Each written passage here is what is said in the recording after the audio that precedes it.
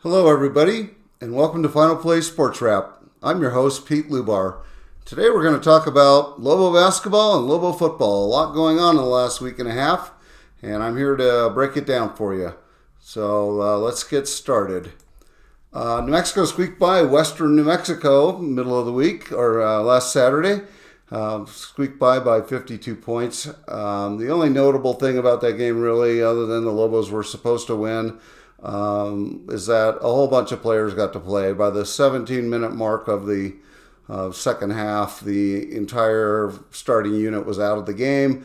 Lots of contributions from some players that don't get a lot of time, which is always good, and they extended the lead. So at halftime, Lobos were only up, 9 or 10, and then went on to blast Western New Mexico.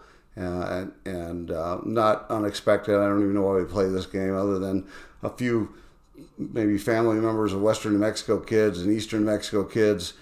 This game does nothing for us whatsoever, and it's always a blowout. So game's over. Glad. The more meaningful game last week was Virginia Commonwealth, VCU, and Lobos won that game as well, 78-71. VCU had beaten Colorado State earlier in the week. And really the star of the game was Dent with 40 points. We'll go more into his stats a little bit later. Nelly Joseph Jr. Posted his fifth double-double of the season with 15 points and 11 rebounds.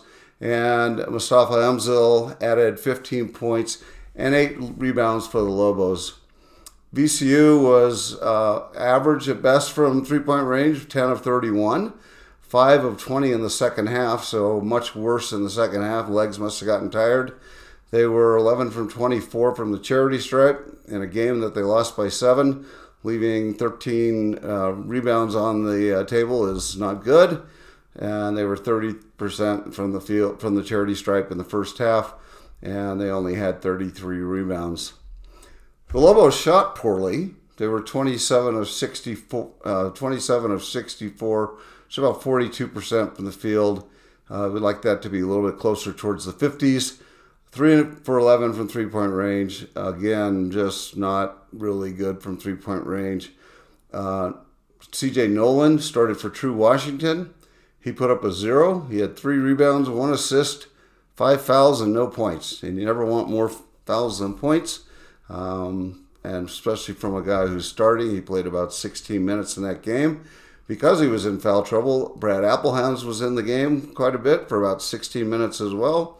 He had 4 points, 5 fouls, 1 rebound, and 1 turnover. So between the two of them, nearly 30 minutes of play for 4 points, 10 fouls, and a couple of rebounds. So not a great deal. In fact, the bench in total only contributed 6 points. So Applehouse with his 4 points. And then we got 2 points, I think, from Cade, sorry. And so that was it for them. But the game really was all about Donovan Dent. And he played all but 1 minute of the game. He was 14 of 26 from the field, 2 of 4 from three-point range. I'd like to see him shoot more from there. He's pretty good. He was 10 for 11 from charity stripe, which is very good considering he's about a 68% shooter for the year. He had 5 rebounds, 4 assists, and only 3 turnovers. So a terrific game. He was aggressive. He drove the lane. He finished strong. They had no stop for him. He was clearly the best player on the court, and he was good enough to keep them Lobos ahead. And Lobos, basically controlled this game the whole way through. Amsel and Nelly Joseph Jr. both had good games. Especially on the boards. Lobos out-rebounded VCU 47-33 and got 16 points on third chance points versus 8 for the other team. So there's an 8-point spread right there. And Nelly, unfortunately, had 4 of New Mexico's 11 turnovers. So a little careless with the ball, trying to dribble when he really shouldn't. But overall, very strong game from both those guys. And, of course, I mentioned Donovan Dent was just outstanding. So that was really the wrap-up of the Mountain West or Lobos games this week. We start Mountain West play against CSU in a week or so, and hopefully we'll be able to start strong. We're playing at CSU. CSU did lose to VCU about a week ago, so it looks like on paper that New Mexico should be favored. I would guess we're somewhere in the 3 to 5 point favorite when the odds come out. I haven't seen them yet, but I think that'll probably happen. On the football side, there's a lot going on.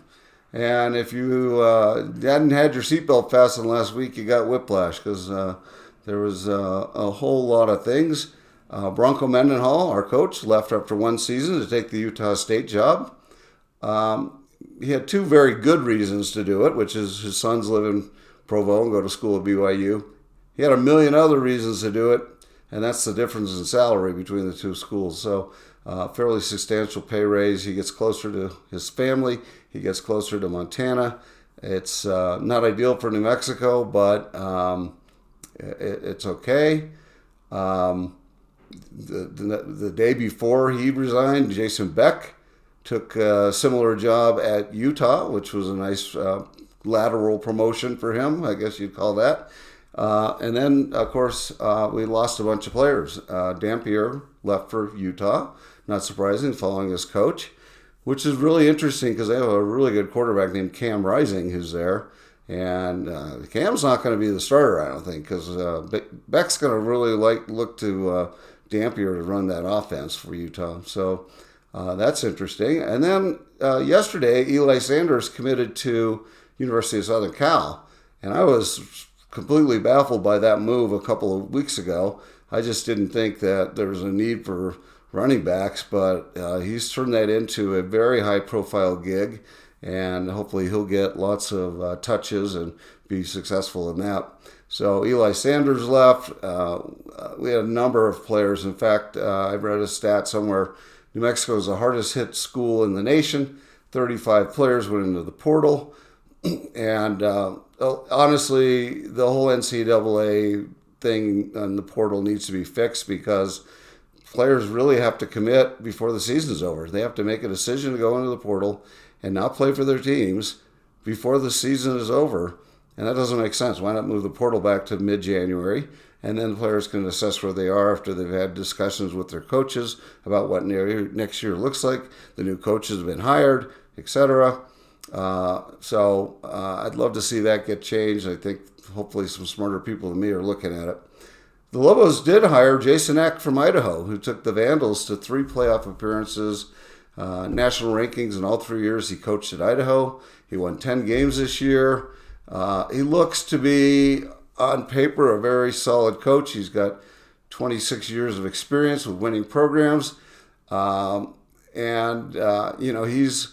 He's played. He coached at Wisconsin with Barry Alvarez. He's coached at San Diego State when they were winning not San Diego State, South Dakota State, where they were winning national championships.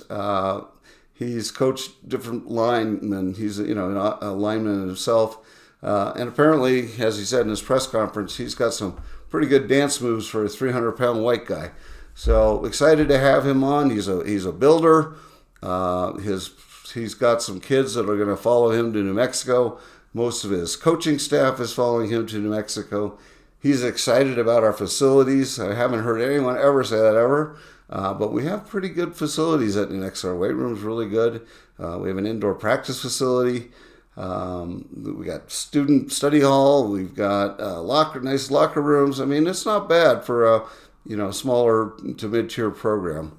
So we're excited to have Jason come in. The football schedule next year I consider it to be brutal. We've got CSU, Utah State, Nevada, and San Diego State at home. We did not play CSU. We did play CSU, lost. We beat Utah State, but now they'll have a new coach, Bronco Mendenhall. I'm sure he'll make some improvement there. We did not play San Diego State. And then on the road, we have Air Force, which is usually tough up there in Colorado Springs. We have Boise, which we didn't play and is playing for a national championship right now. San Jose State and UNLV, which we didn't play and looked really good in their bowl game yesterday on the road. And then we have non-conference games against Michigan and UCLA on the road. And then we get Idaho State and New Mexico State at home. So without knowing anything about next year, what the team will look like, who's going to quarterback, any of that, it looks like a relatively tough road to hoe for the New Mexico next year. That is all I got. If you'd like to reach out to me, my contact information is here.